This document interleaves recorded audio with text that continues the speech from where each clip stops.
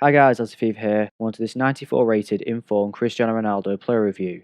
Since the release of the Messi SBC and futmas, most high-end cards have had a bit of a drop in price, to a point in which I can afford to review cards like this. I originally had his base gold version, and I did sell it before the first crash to buy this Inform. Anyway, this is the team I started him in. Lloris in goal, Sandro, Sanchez, Gomez and Pereira in defence, Ndidi, Ronaldo, Rivaldo, Fabinho and Willian in midfield, with Vardy in attack. However, in game I switched between the 4-2-3-1 with the cam options, where Ronaldo played as the lone striker, and also the 4-1-2-1-2 narrow alongside Vardy in strike. So taking a look at this Inform, the main question will be how does it compare to his normal gold version. There's a lot of high-end stats with this Ronaldo card, but the main ones to point out is his 92 sprint speed, 96 attack positioning and shot power, 95 finishing, 94 long shots, 93 ball control, 96 composure, and finally 97 jumping. I first tried him with the engine chemistry style to boost his pace, passing and dribbling, but I eventually used the Hawk, which I personally preferred on this card. So to begin, I'll start with his pace. Ronaldo is far from slow in this game, although I'd say he doesn't feel as fast as other 91 pace players. There's a few reasons as to why that is, although concentrating solely on his pace stat alone at this point, I feel his acceleration is what gives him a bit of a slower start, because once he gets going he can really move. He is still fast enough to beat most defenders in this game, especially centre backs below the 80 pace mark. Like I've said though, once you hit that sprint speed, he certainly feels fast on the pitch.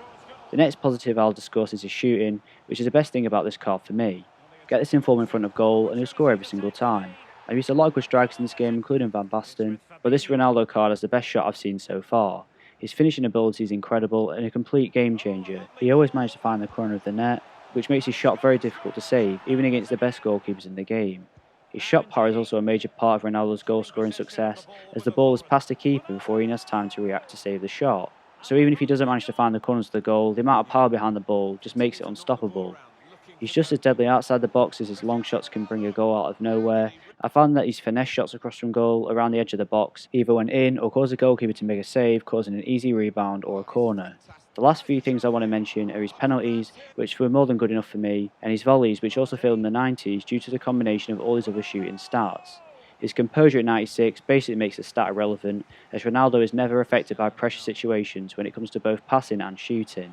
Dribbling wise, this card is still great, despite some people calling him clunky. By no means is this card as fluid as Neymar or Messi on the ball, because he's a completely different type of player, but for me that doesn't make him difficult to use or a bad dribbler in the slightest.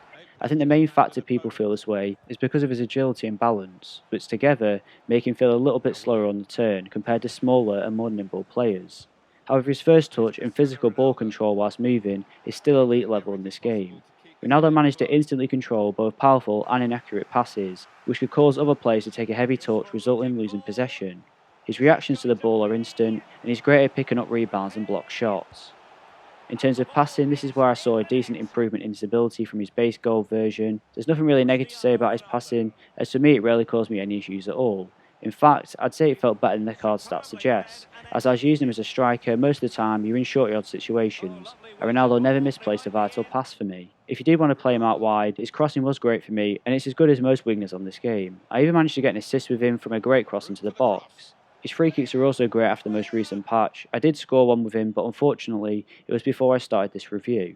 His overall physicality is also a massive positive of this card. His jumping is just incredible, and I can only imagine how dangerous this card will be in other Fifas. However, he does bring that aspect to the game back, as I scored a couple of goals from his heading ability, which you rarely see on this game. This, like his passing, is where I saw a big improvement from this card compared to his base gold version. It's also helpful from goal kicks, as even against tall centre backs, the combination of his height and jumping allows him to win a lot of aerial battles. His stamina at 87 is what I consider to be high end, and it's enough to make him last all game long. His strength was decent enough for me, and I never really saw him hit the ground easily or give up the ball under pressure. He's by no means the strongest in the game, but he can hold off players relatively well most of the time. There's not much to be said about his 5-star skill moves. It's the best you can get in terms of a rating, and if you're a skiller, then you probably get a little bit more out of this card than I did. His 4-star weak foot is probably about right in terms of how it performed for me. He only missed a couple of chances on his left foot, and he managed to score some really good goals on his weaker side. So although it's always best to stick to a player's stronger foot, I wouldn't actively avoid using it. The last and probably most surprising positive is his defensive ability. Now I'm not saying this guy's the next best centre back, but he was good at putting some pressure on my opponent's players when they were in possession of the ball around him. And he actually managed to win back the ball from tackles on a couple of occasions, which isn't something you'd expect a striker to be doing.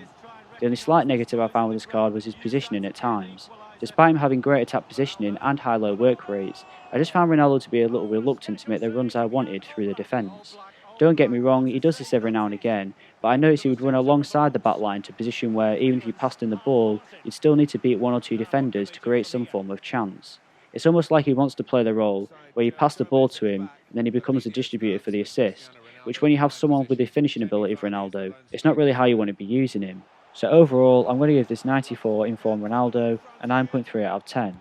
The main areas I saw noticeable improvement between this card and his goal version was his passing as a whole, and his heading ability in terms of the amount of goals he scored for me from crosses and corners. As you might expect, this is one of the best cards in the game, and he's really a game changer. Whichever version of Ronaldo I've used, he's always had a positive goal to game ratio for me, which just shows how much you can transform your team and increase your wins. Thanks for watching. If you enjoyed the video, please leave a like and don't forget to subscribe. And to request any future content, then please just leave a comment in the comment section below, and I'll be sure to reply.